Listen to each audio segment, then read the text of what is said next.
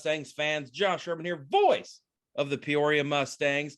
Back with Around the Stable. I've got a very, very familiar voice. If you listen to any games on hockey TV after the first of the year, you're going to recognize our guest right off the bat. This evening with me, I've got Brandon Luisi. Brandon, first off, thanks for taking a little bit of time here to get things going and kind of get some content out, keep Mustangs hockey fresh in the fans' mind.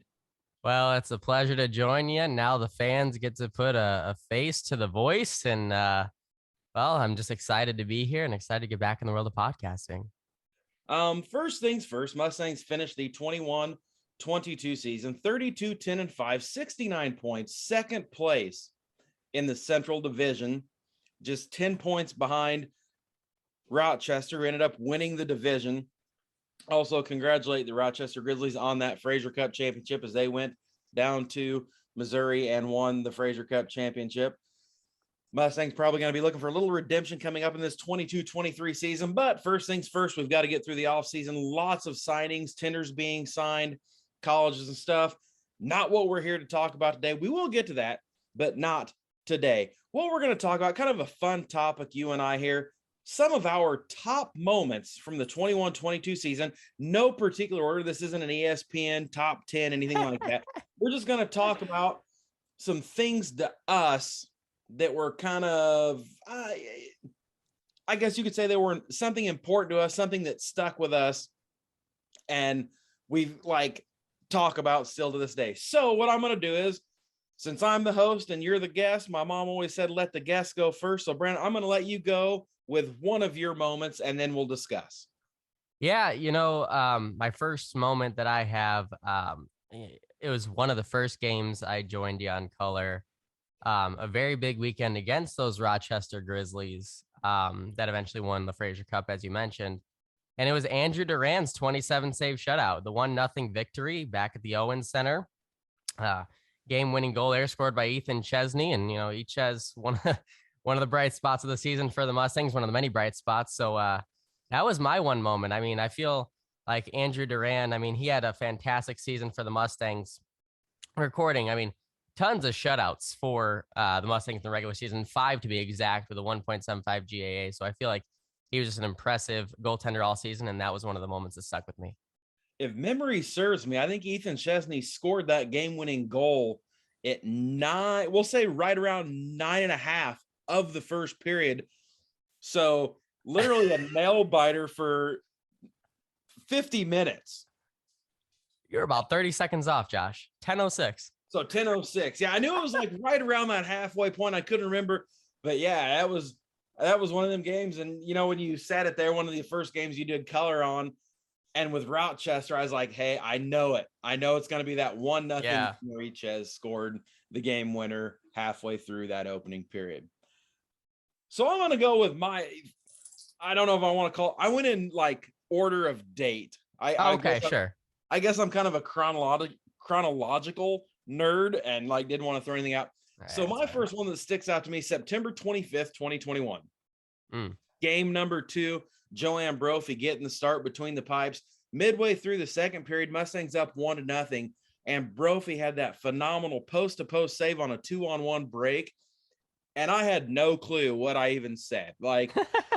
Honestly, there's a lot of times that I don't know what I say, but someone's parents will come up and be like, do you remember this? I'm like, if I went back and cut highlights, oh, yeah, I knew it. But his dad stopped me and said that, because I said like a magic man and Brophy going post to post. And his dad's like, that was incredible. He's like, my phone just started ringing off the hook. People me watching the game and stuff. So that to me was a pretty incredible moment. Great save, and like you were talking about Drew Duran, Joanne Brophy, a pretty phenomenal year. We really had a 3-headed monster in between the pipes with Brophy, Duran, and Noel Vaillant.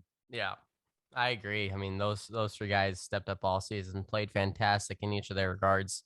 And I really think it speaks to the depth that the Mustangs had at that position, right? A big part of why the Mustangs won their games was because of their goaltending and how phenomenal they were all year. Absolutely. All right. Should I get to number 2? Yep. Number 2, but not necessarily number 2. And this one, Mustangs fans, if you've been paying attention to social media, just resurfaced uh, pretty soon. I got to give Josh a shout out for that nice little meme that he posted. Um, and this could be the goon in me talking right here, but November the 19th, the New Ulm Steel visit the Peoria Mustangs, and that Brett Anderson fight. Oh me, oh my. I don't know how to even characterize that fight, but a pummeling. that was that was one thing. I mean, throughout the rest of the season, when you and I would prepare for games, I'd like, hey, you remember that fight?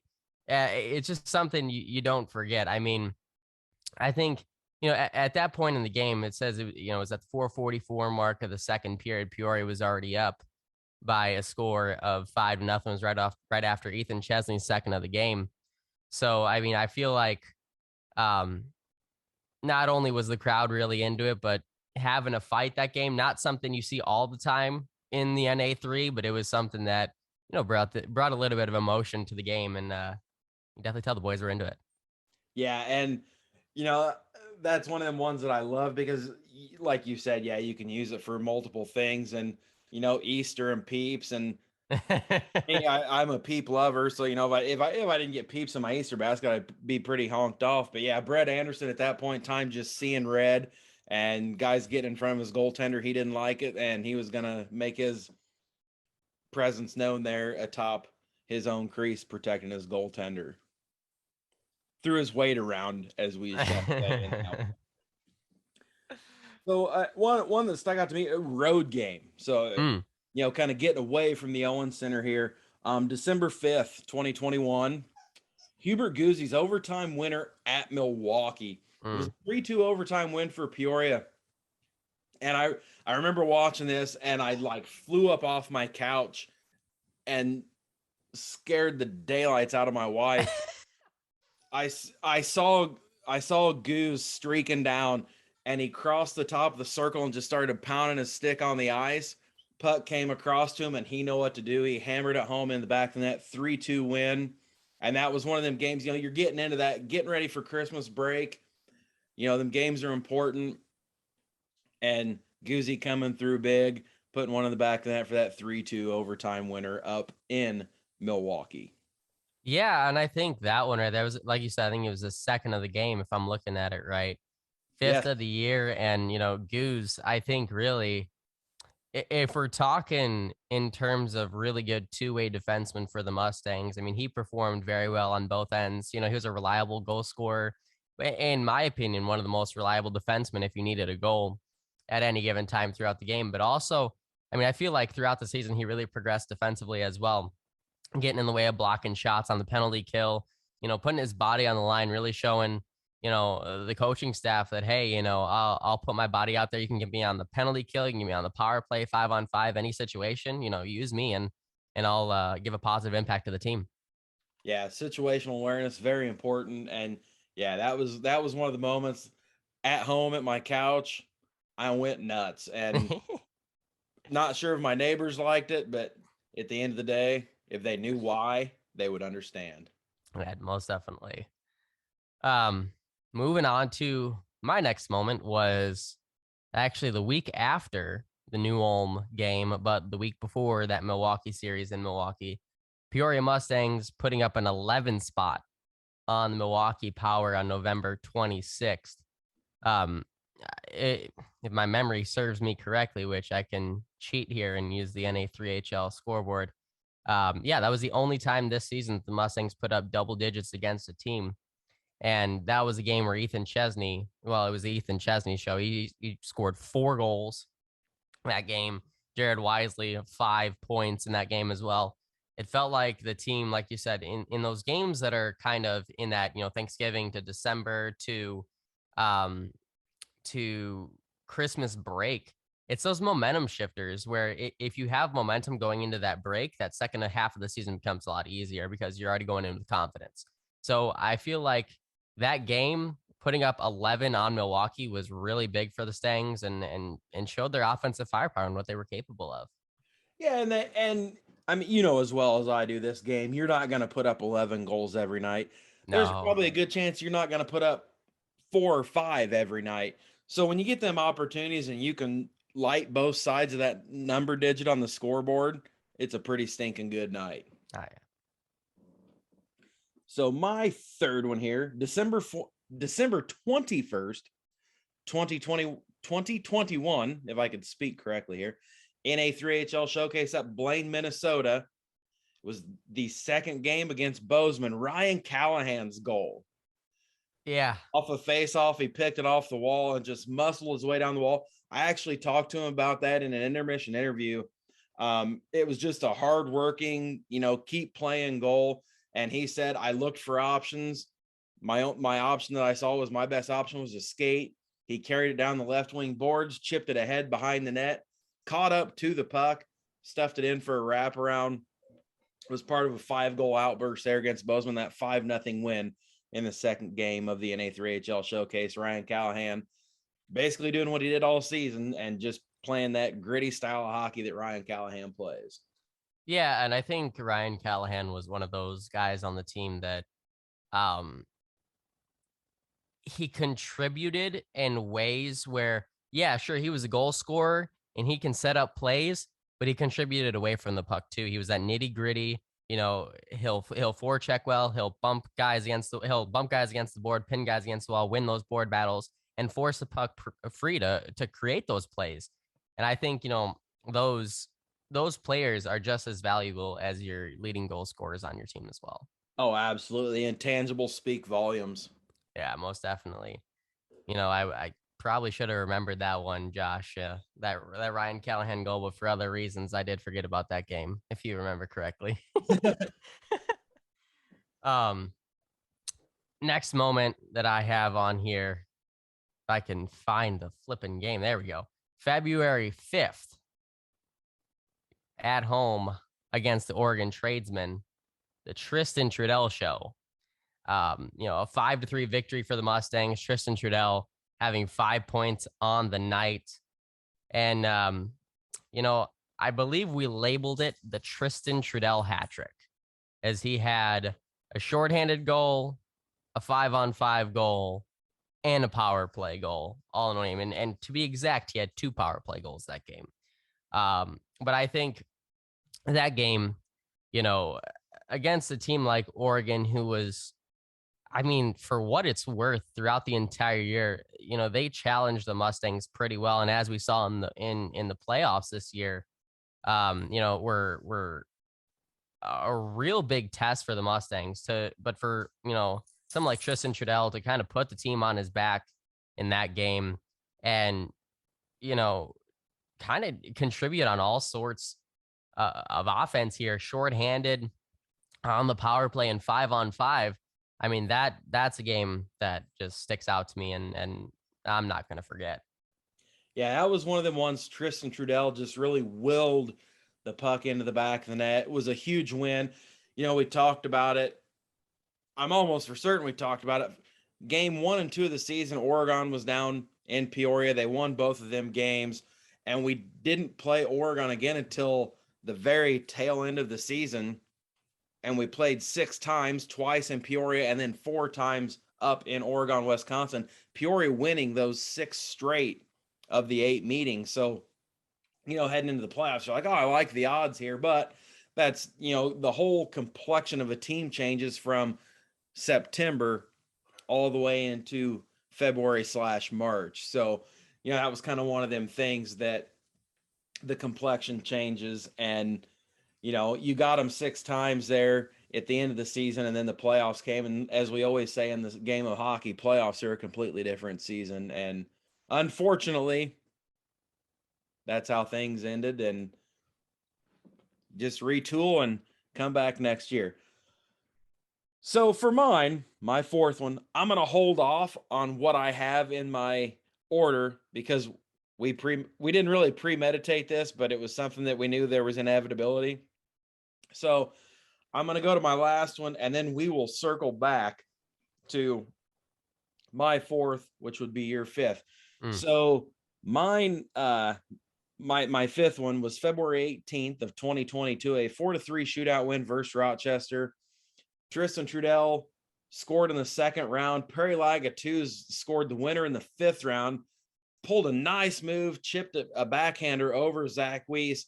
Not an easy feat to score against Zach Weiss, but that was also part of 4 games in a 5-game span that went to overtime or a shootout.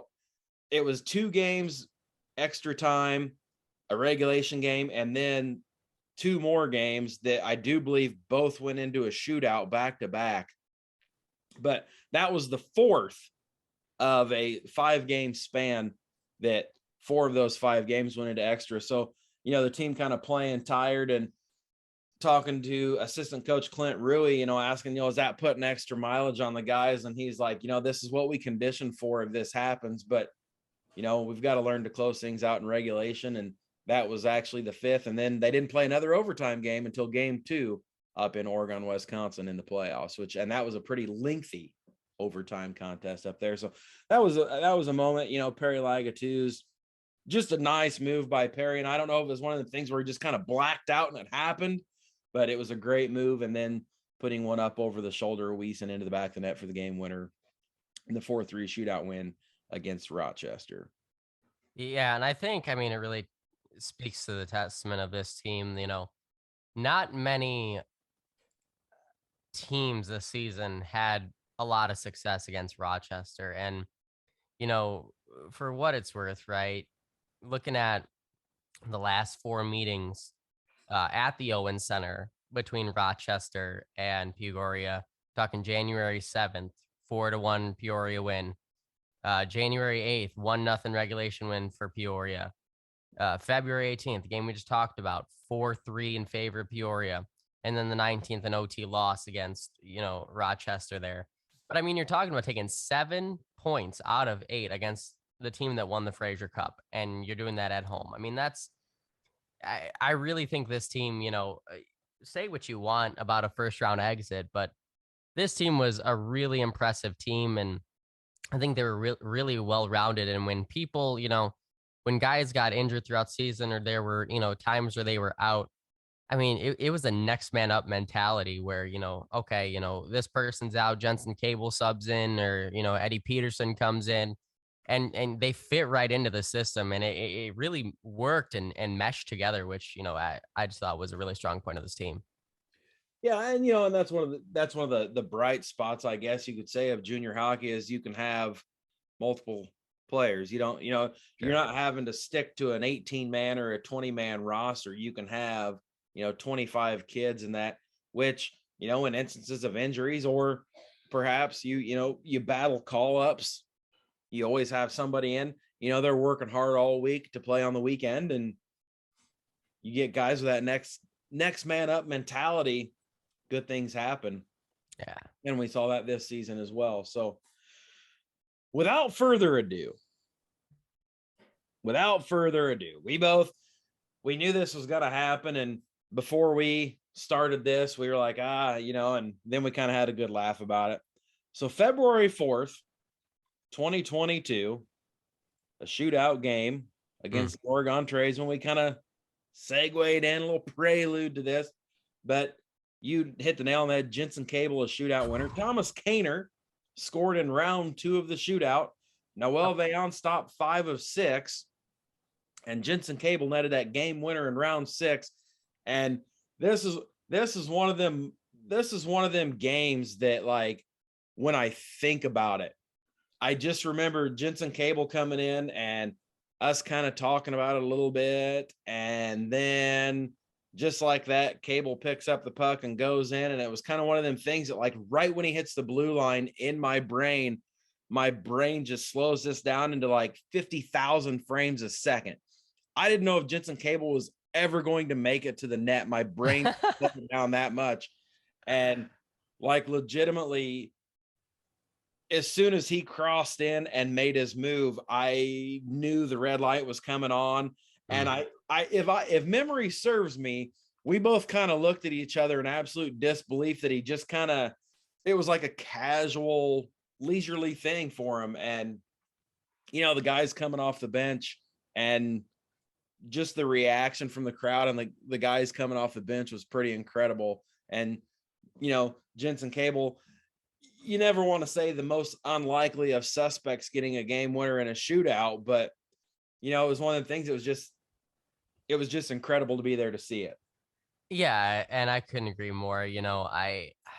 Jensen Cable, as you mentioned, these guys, some of them play a full season, some of them don't, right? So Cable, 32 games played this season for the Stangs, so didn't suit up in every game. Goal and 2 assists. So like you said, didn't seem like the likely candidate to go in the 6th round of a shootout. But I think that's where, the quote unquote, that's where stars are made, right? It's not about how much you play. It's, if you're called into a situation to score a goal to win the game, I mean, and you do it, you're proving that, you got nerves of steel right there. I mean, for Jensen Cable to be called in that situation, I mean, I don't know, but I'd be trembling in my boots. I wouldn't be able to get some skates on. But I was trembling in my boots during the shootout. I'm not even gonna lie. No, but I mean, I think it was a really special moment. I mean, not only for us to watch as broadcasters, but I think for him as a player, I think, those are also confidence boosters, right? Coach trusts you in the 6th round of a shootout to put one in the back of the net, and you do it. You do exactly what you need to do. And, Jensen Cable suited up both games in the Fraser Cup playoffs. And, if I'm not mistaken, he had 2 assists. Yeah, he had 2 assists. Yeah. So, I mean, it's one of those things where that home stretch of the season, you start to build confidence, you get confidence, it goes into the playoffs, and you start to score in the playoffs too. Yeah. And, like you said earlier, contributing isn't just scoring goals and assists. It's also those intangible things. And, there's, when I was, making up my notes for doing this, and we had talked about doing this, and I was making my notes, I'm thinking, man, oh yeah, what about this moment? And then, what about this? And it's like, man, there's so much. So you can't really be like, hey, we're going to break down, we're going to do, 1 through 5, Yeah. but I think, just like going back and just recalling some of those little nuggets, those little things that happen, the Ryan Callahan goal in the showcase, the shootout win against Rochester and Lagatoo's the game winner, Goozy's overtime winner, just stuff like that is, when you look back on the season of all the collective moments, these are just kind of things that stick in your brain. And, I've had the honor, I do call it an honor to call, guys getting their first goal and, goaltenders getting their first shutout. And, that stuff sticks with you too. But, there's always those little fragments of those moments during a season. You're like, man, I'm never going to forget this. And I thought, what a great way to kind of go into the off season here, begin the summer with going over some of them moments. Yeah, I mean, if Mustangs fans didn't know, now they know. The both of us will be back next season. Contributing in different ways with the Mustangs. I think my wife said it best. She's over in the room. She said, listening to these moments and recalling these moments, man, it makes you miss being at the arena and calling these games because you get to see these moments. And I mean, from a broadcaster's perspective, right? Don't get me wrong, the Owens Center press box is no United Center press box, but I mean, it's still, you get a great view of center ice and you really get to take in the whole thing. So, when Jensen Cable comes in and, like I said, makes his move smooth as ever and just puts it in the back of the net, you get to see him celebrate. You get to see the guys come off the bench. You get to see the celebrate, the coaches, rejoicing for the win and all that. And I think it's special, right? I think where we are, like you said, we are lucky to be able to be in the position that we're in and have that vantage point that we have and see all that happen. Absolutely. Every weekend, well, I should say every home weekend, because when they're on the road, we don't just go sit up in the press box. It's not like our, but yeah, it's been, absolutely phenomenal. And like you said, yeah, we'll both be back perched up there, as I like to say, high above the playing surface there at the Owens Center. But until the next time, Mustangs fans, be sure to keep an eye on all social medias, Facebook, Twitter, all that stuff. We'll be back in probably 4 to 6 weeks. Brandon and I will come up with new show ideas. We'd like to thank you for listening. And until next time, this is Around the Stable.